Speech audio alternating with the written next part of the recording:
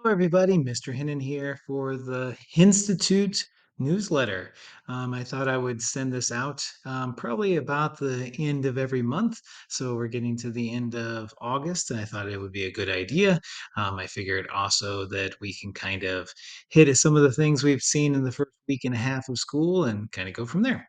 So, first off, the positive learning, it has been great to see everybody. So, I am so happy to be able to say, hey, I'll see you tomorrow rather than I'll see you. Let's see, today's Monday, so Wednesday, or today's Thursday. I'll see you, I guess, next Monday, that type of idea. So, it's nice to be able to say that I'll see them immediately. With that said, seeing all the students has been really kind of a, a difference since we've had over a year of not seeing that many students on campus at the same time.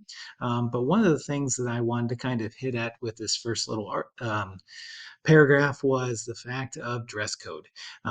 We kind of set the dress code aside last school year because we wanted the students to be here. That was the main thing. And then this year we said, okay, we don't want it to be quite as strict as it was before, but we still need to kind of have it. And what I'm finding is students just either they don't pay attention to it or they don't know about it or they figure if nobody stops them then they can just do it, and I don't think that's a good way to kind of make it through the school year.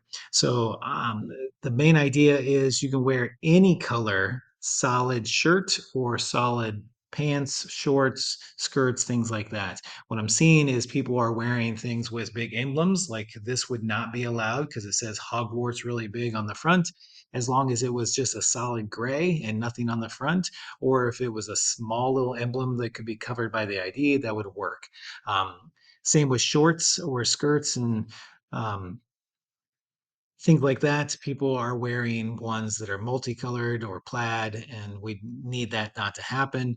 Also, the shorts should come around the knee. That one is a little bit harder to kind of track, but most students can kind of tell whether they're wearing it correctly or not. So I've been a little lax because I've been just trying to keep the students here at school and not worrying about it as much. But as we move into the school year more, I want to be a little more aware of it. So my students, not quite as a big a deal. Most of my students are doing a good job of following that, but a few of them I've had comments with them. And if I don't have a comment with you, it means that maybe I was just worried about our instruction for the day and didn't catch it. But I'm going to probably look at it a little more over the coming weeks, start looking at shirts, start looking at pants, that type of stuff. So just put a little reminder on it. Next up, we have had some fun during the beginning. The first few days, I usually try to have a fun little activity for the students to do. My physics one, we're building towers, the tallest tower they could build out of strands of spaghetti and mini marshmallows. So I put a couple of pictures on here of them working hard on that. They either partnered up or they did it by themselves. Always a fun one. It's a great critical thinking activity where they can try to come up with, well, how do I actually put this together? How do I make it taller and taller? I was kind of amazed that we got some that were up to close to around 70 centimeters, which is like over 2 feet tall. So just getting something that tall, I think, is just pretty amazing. My physics two, we jumped into an activity where they actually were. This is a great kind of lead into our first unit on fluids. They were dealing with density and buoyancy and trying to. I gave them basically a single sheet of aluminum foil, 1 foot by 1 foot, and they had to fold that into some kind of boat that would float the most pennies. And so they came up with some design, they put it into this tub of water, and I've got a couple of pictures of that. And then they just basically put pennies in there. They had to kind of predict what they thought was happening and then actually afterwards see what happened. Most of them were amazed that they could get as many as they could.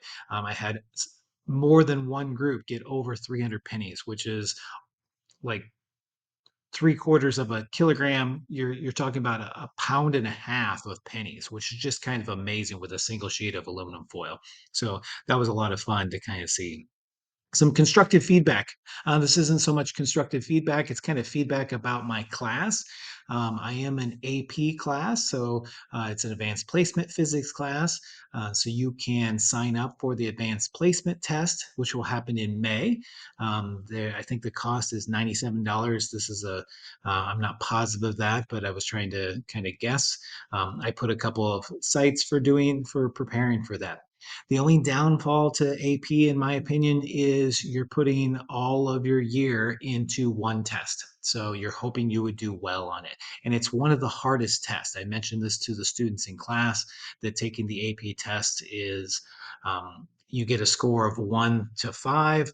The average on it is about a 2.3 nationwide. So it's just very hard. I highly suggest if students think that's the way they want to go to get their college credit for the class, they should start studying as soon as possible. Get some extra resources, whether it's online or books. There are some great study books. The other situation with my classes, since I have a master's in physics, I have it set up with St. Louis University through their 1818 dual credit program. So you can earn dual credit with the class. You can earn 4 hours of college credit. I think the cost is $75 per credit hour. And you sign up for general physics and general physics lab. So it's 3 hour class and a 1 hour lab together, 4 hours.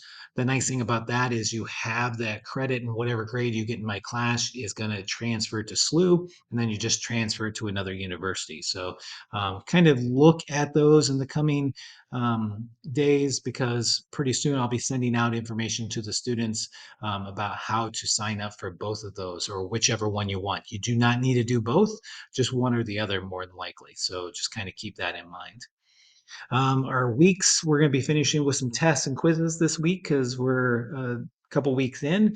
So Physics 1 is finishing up the first chapter on their math toolkit. So they're learning about units and scientific notation and using their calculator and trig and vectors.